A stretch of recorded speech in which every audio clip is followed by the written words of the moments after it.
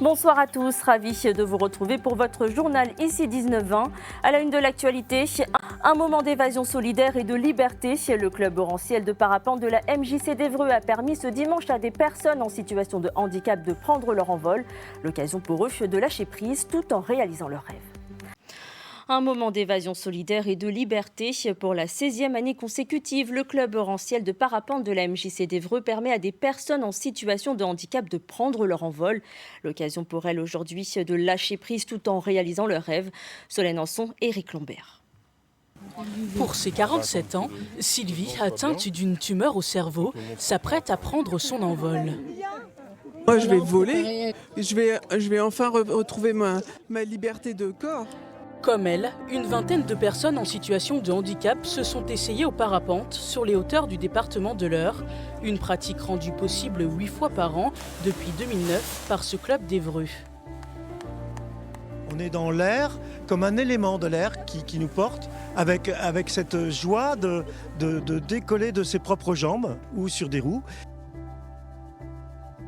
On n'a pas de cabine, on n'a pas de hublot, on a juste l'air qui nous frotte le visage et on a juste la nature qui nous héberge. On est passagers du vent. Vous nous la confiez alors ? Un rêve devenu réalité pour Clémence, âgée de 14 ans. Elle n'a qu'une envie, se libérer. Pour l'instant, pas déçue. On verra après le vol. Voilà comment ça s'est passé.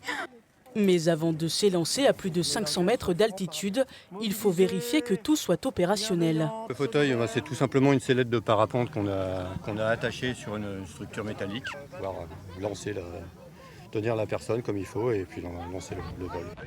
Portée par le vent, la complicité de Clémence avec son binôme est totale, de quoi rassurer sa maman qui l'a encouragée à tenter l'aventure. C'est très très beau et puis c'est des sensations qu'elle peut garder. Et puis peut-être elle n'a que 14 ans, donc ça peut aussi lui donner envie d'en faire une activité, ça peut lui ouvrir des portes. Après une dizaine de minutes, tel un oiseau, elle atterrit avec des souvenirs heureux. À refaire pour une prochaine fois, je confie.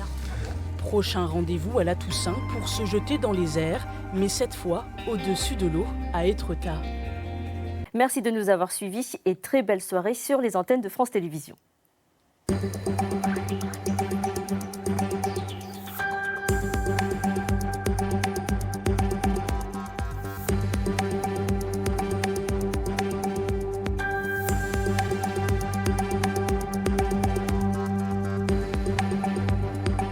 Retrouvez toute l'actualité de votre région sur normandie.france3.fr et sur l'application ICI.